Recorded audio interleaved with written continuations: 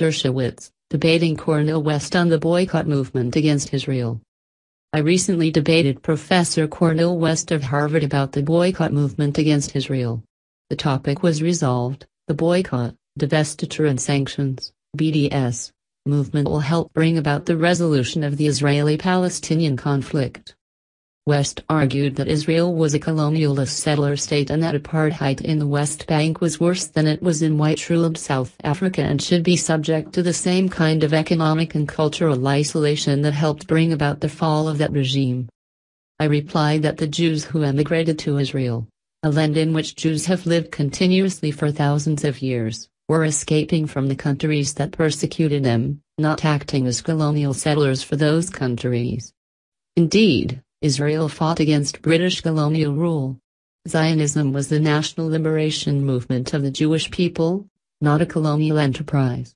Nor is Israel in any way like South Africa, where a minority of whites ruled over a majority of blacks, who were denied the most fundamental human rights.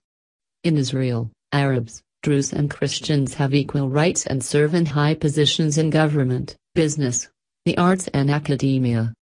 Jews were majority in Israel, both when the U.S. divided mandatory Palestine, Eretz Yisrael, into two states for two people, and at present, although the Arab population has increased considerably since 1948.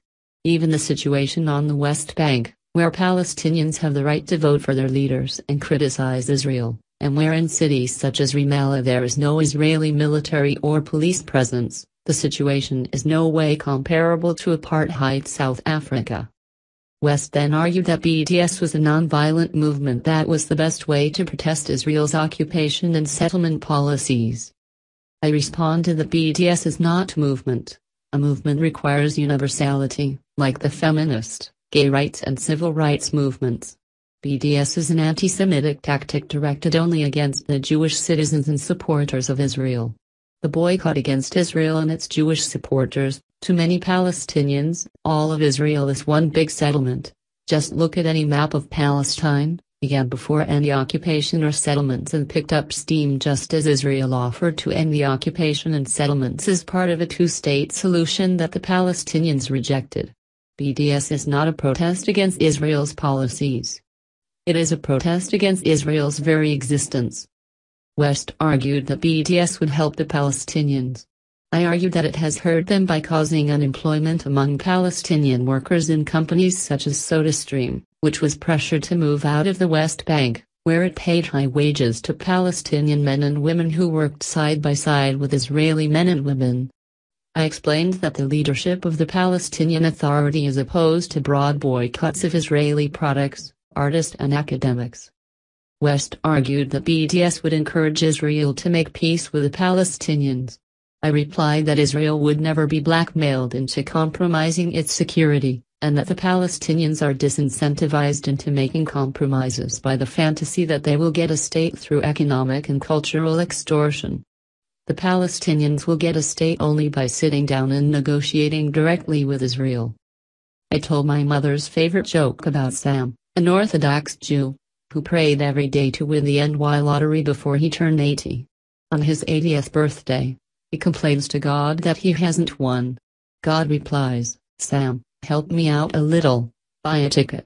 I argued that the Palestinians expect to win a state without buying a ticket, sitting down to negotiate a compromise solution.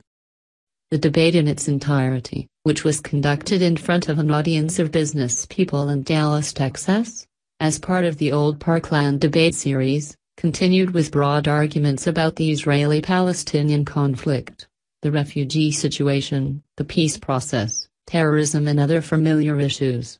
It can be seen in full on C-SPAN. I think it is worth watching. The audience voted twice, once before the debate and once after.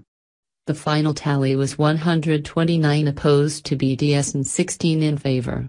The vote before the debate was 93 opposed and 14 in favor. I swayed 36 votes. West swayed 2.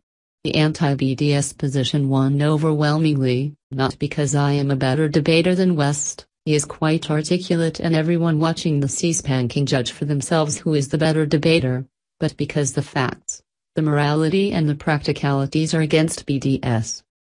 The important point is never to give up on making the case against unjust tactics being employed against Israel. In some forums, at the United Nations, at numerous American university campuses, in some parts of Western Europe, it is an uphill battle. But it is a battle that can be won among open-minded people of all backgrounds. BDS lost in Dallas. BDS lost in a debate between me and an articulate human rights activist at the Oxford Union. BDS is losing in legislative chambers. And if the case is effectively and honestly presented, it will lose in the court of public opinion.